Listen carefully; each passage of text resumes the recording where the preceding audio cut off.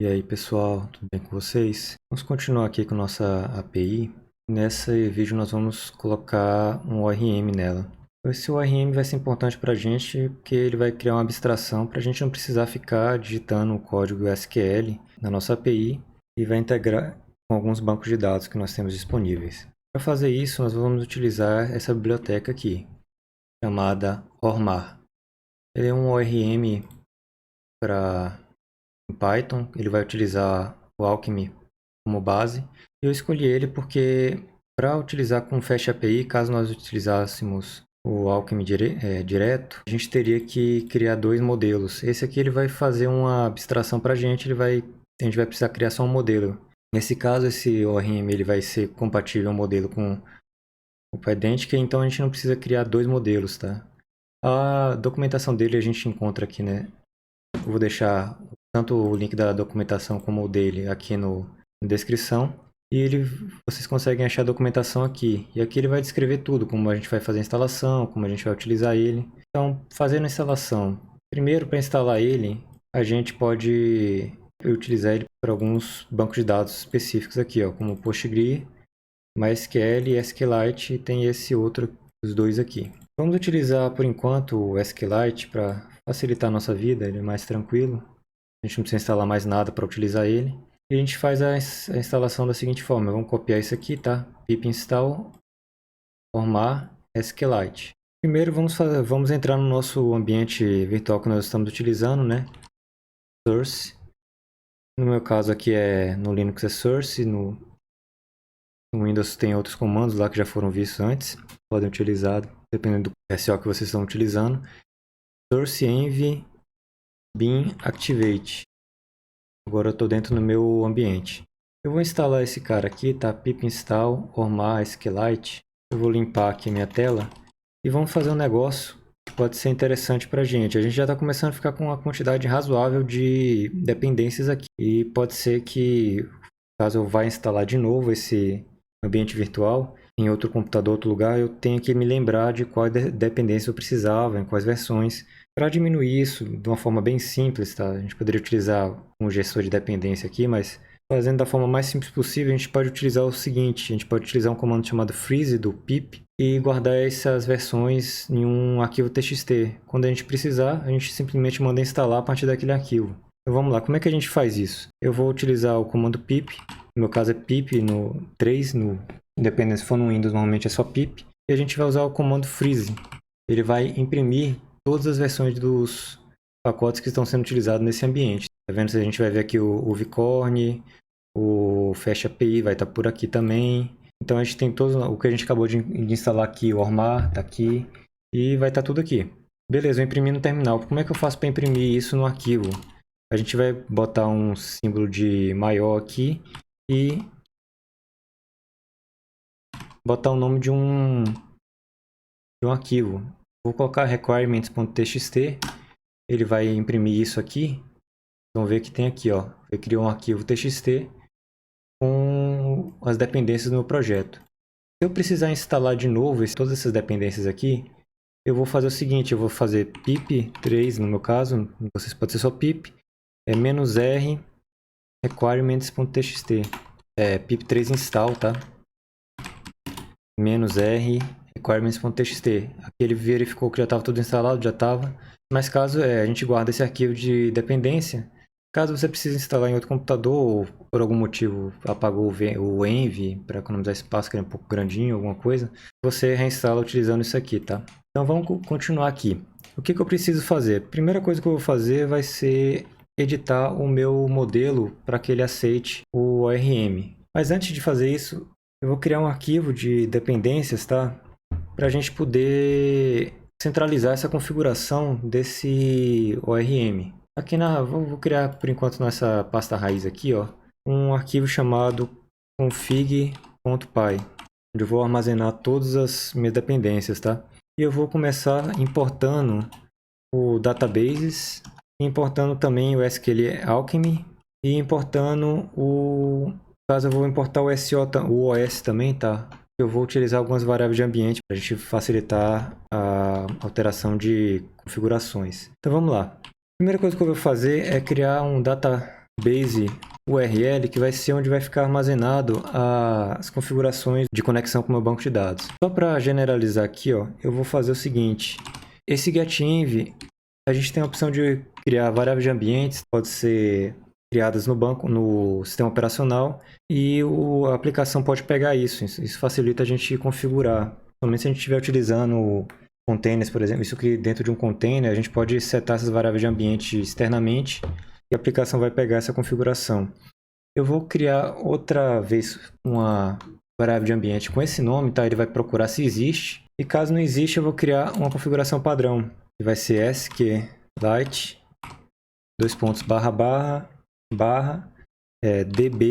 db.sqlite. O que esse cara vai fazer? Opa, ponto aqui, tá? Esse SQLite é um banco de dados que ele funciona com arquivo, tá? Ele é bem simples, ele é bem simples mesmo.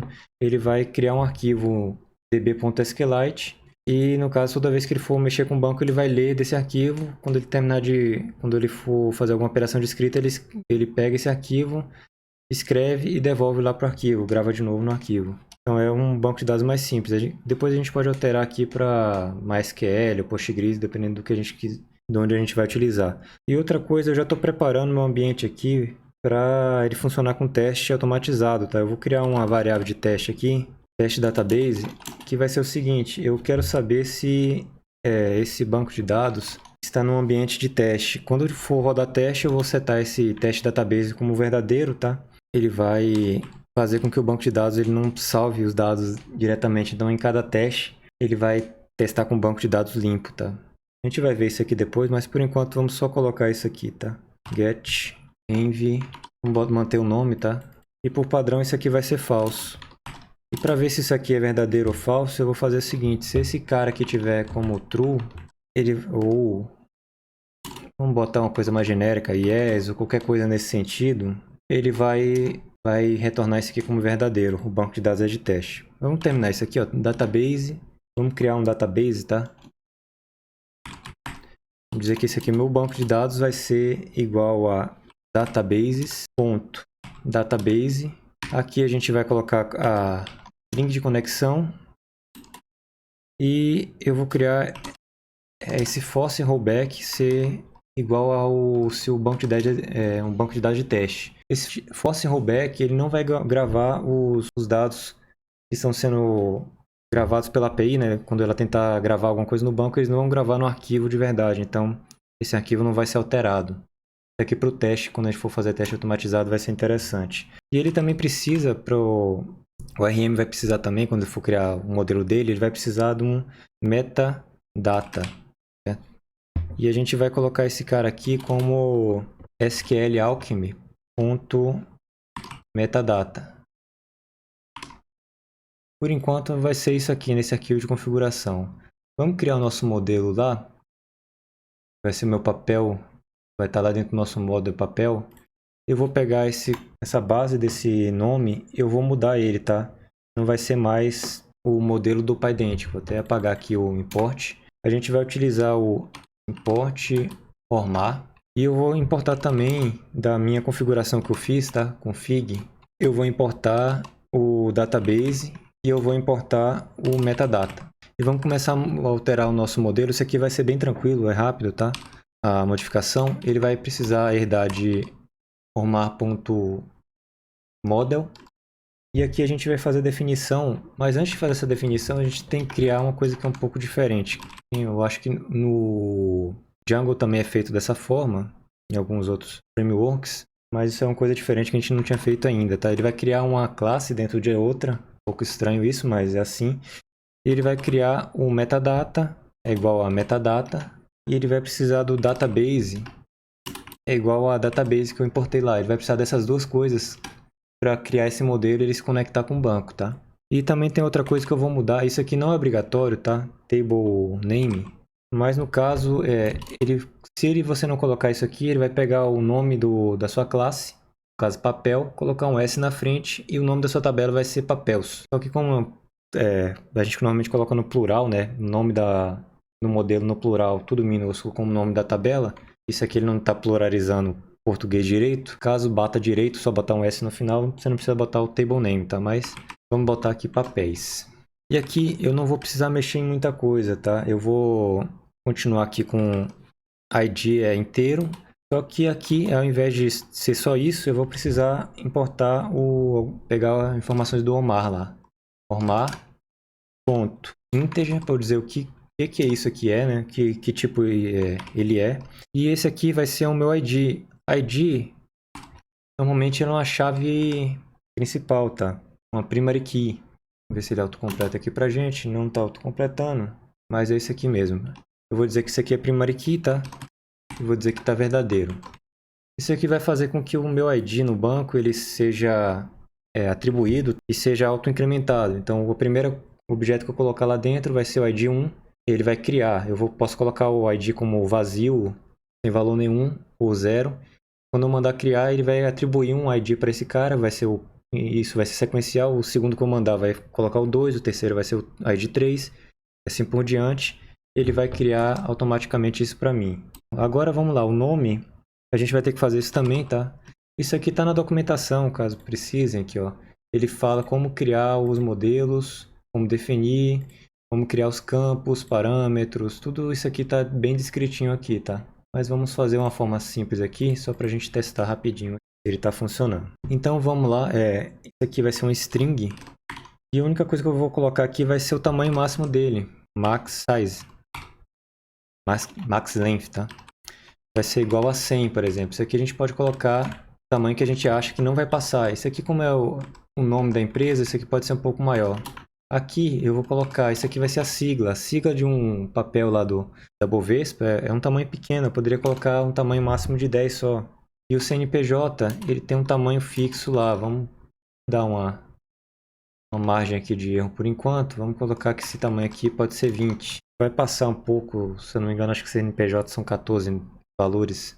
Vamos colocar 20 aqui que vai ter uma margem de erro. Depois, quando a gente for validar, a gente cuida certinho disso. Beleza, é isso que eu precisava fazer para validar o meu modelo. E agora, finalmente, eu vou me livrar daquele meu banco de dados, que é um arrayzinho. Vamos nos livrar disso aí. Eu vou vir aqui no meu controller e vocês vão ver que vai ficar bem tranquilo também para a gente fazer essa alteração. A primeira coisa que eu preciso fazer é colocar tudo como assíncrono, tá? Esse banco de dados ele é feito de forma assíncrona. A gente precisa que os nossos métodos aqui sejam assíncronos também para ele consiga interagir corretamente. Eu vou me livrar desse banco de dados e eu vou fazer o seguinte, vocês vão ver como vai ser bem simples isso. Eu vou vir aqui ao wait, porque eu preciso que esse método ele não continue, tá? O ORM ele vai ser assíncrono, então eu preciso que ele espere a operação do ORM terminar e ele me retorne o resultado para eu continuar nessa minha função. E vamos lá, vai ser simplesmente isso aqui. Eu vou pegar o papel. Aqui seria um papel. Vou deixar mais bonitinho aqui. E eu vou colocar aqui papel.save. Simplesmente. Abre e fecha aqui. Vou chamar o método save aqui do papel. Como ele está herdando lá daquele ORMAR lá, ele vai ter um método save que vai salvar no banco. Simplesmente isso. Aqui eu teria que fazer também a validação se salvou corretamente ou se teve alguma exceção, mas por enquanto vamos deixar assim. Tratamento de exceção a gente vê em outro momento. Aqui para listar todos os objetos que estão dentro do meu banco, eu vou fazer o seguinte, eu vou retornar, de novo aqui eu tenho que mandar ele esperar, né? Eu vou pegar a minha classe papel.objects.all. Aqui eu vou estar pegando todos os objetos do meu tipo papel que estão no meu banco lá. Aqui por enquanto vai ser obter todos, não vai ter nenhum filtro. Depois a gente vai adicionando essas coisas aqui. Aqui já está quase tudo pronto. Se eu rodar a minha API, a gente vai lembrar lá do Uvicorn, main app, já está quase tudo pronto. Aqui não vai funcionar ainda, porque a gente tem que criar o nosso banco de dados. No caso, na hora que eu rodar aqui, ele vai criar um banco de dados .sqlite aqui. Na hora que eu fizer alguma operação em banco. Vou pegar aqui o nosso... Vamos entrar na nossa documentação. Localhost 8000/docs. Beleza, ele entrou aqui. Se eu tentar adicionar alguma coisa aqui no meu banco, ele vai dar um erro. Se eu executar, ele deu um erro interno, porque ele criou o db.sqlite, só que esse banco, assim como vocês forem tentar fazer com MySQL ou com Postgres, você tem que criar as tabelas dentro dele. Caso a gente venha aqui no... Tem um SQLite Browser, tá? Que a gente consegue ver o banco. Vou abrir esse banco aqui e a gente vai ver que ele tá vazio, tá? Então, você vai ver que eu já estou na pasta aqui dele. Se a gente abrir aqui, a gente vai ver que não tem nenhuma tabela criada. Como é que a gente vai fazer? Vamos fazer uma... Oi, velha Gambis. Como isso aqui está pequeno, o ideal seria a gente criar migrações para isso, mas como a gente quer facilitar, para a gente entender as coisas com calma e depois ir adicionando coisas mais complexas, vamos criar uma leve Gambis aqui. Vamos criar um arquivo chamado criatabelas.py. Ele vai ser um scriptzinho que a gente vai fazer e eu vou importar o SQL Alchemy. E aqui a gente vai também importar as configurações que a gente tem. Eu vou importar o database URL e o metadata, tá? E vai ser importante que a gente, por isso que essa aqui não é a forma mais ideal, a gente tem que importar os modelos que a gente vai utilizar. Porque quando a gente importar esse cara aqui, ele vai pegar aquele metadata e vai colocar as informações dele. Então a gente precisa desse cara importado também. Então vamos lá, vamos criar uma funçãozinha para a gente configurar o banco. Ele vai criar as tabelas lá no banco e eu vou criar só um parâmetro aqui que vai ser o banco da database URL. E se eu não passar ele por padrão vai pegar aquela que já está no... Aqui, ó. Esse aqui que já está sendo importado, tá? Por padrão ele vai pegar esse se a gente não passar quando chamar essa função, isso aí. A gente vai ter que criar um engine aqui, tá? SQL Alchemy.createEngine com o database URL. Aqui ele está se conectando com o banco. Ele tem um igual, tá? E a gente vai fazer o seguinte aqui, ó. Metadata... isso aqui, como vai ser uma gambiarra, eu vou criar todos os modelos de uma vez, por isso que isso aqui não é ideal. Eu vou dar um drop all para limpar todas as tabelas que tem lá dentro, tudo que tem lá dentro do banco, tá? Depois eu vou dar um metadata ponto, não usem isso em produção, tá? Se vocês forem botar em produção, é ideal você criar algum tipo de migração, mas por enquanto vamos fazendo isso aqui mesmo. E vamos fazer o seguinte, if name é igual a main, quando eu chamar esse script direto no terminal, eu quero que ele rode isso aqui, ó. Configurar, configurar, faltou um U aqui, banco com um nome padrão. O que isso aqui vai fazer? Eu vou parar isso aqui, eu vou rodar esse script aqui, ó. É Python, no meu caso vai ser Python 3, vocês podem ser só... Se tiver no Windows é só Python. Cria tabelas. Ficou faltando um engine aqui, tá? Esse drop all precisa do engine, sendo passado também. Eu vou rodar aqui, ó, criatabela.py. Eu tava depurando aqui com os prints. Se a gente rodar isso aqui e abrir de novo o SQLite aqui, ó. Abrir banco de dados. Vocês vão ver que aqui tem papéis agora, tá vendo? ID, nome, sigla, CNPJ, com os tamanhos certinho, definição bonitinha. Aqui tá beleza. Se eu rodar de novo lá a minha API, a gente pode vir aqui na nossa documentação, começar a executar agora ele vai, algumas inclusões, tá vendo? Já tá criando o ID. Posso executar algumas vezes isso aqui, tá vendo? Ele tá criou 4. E se eu posso listar esses caras aqui, ó, execute, ele vai listar os 4. A partir de agora a gente já começa a ter alguma coisa persistente, tá? Que antigamente a gente parava a aplicação, voltava, ela não tinha mais os dados, né? Porque estava tudo em memória. A partir de agora a gente já tem algo persistente, a gente consegue abrir de novo aqui no meu banco de dados aqui, esse programinha que mexe com SQLite. A gente já consegue ver que aqui, ó, navegando nos meus dados eu tenho 4 papéis criados. E tá tudo certinho aqui, tá? Então a gente adicionou esse ORM. No próximo vídeo a gente começa a fazer alguns testes automatizados em cima dessa API. Beleza? Então é isso aí. Valeu. O link tanto para o código que eu modifiquei hoje, quanto para a biblioteca e a documentação dela estão na descrição. E até o próximo vídeo. Falou!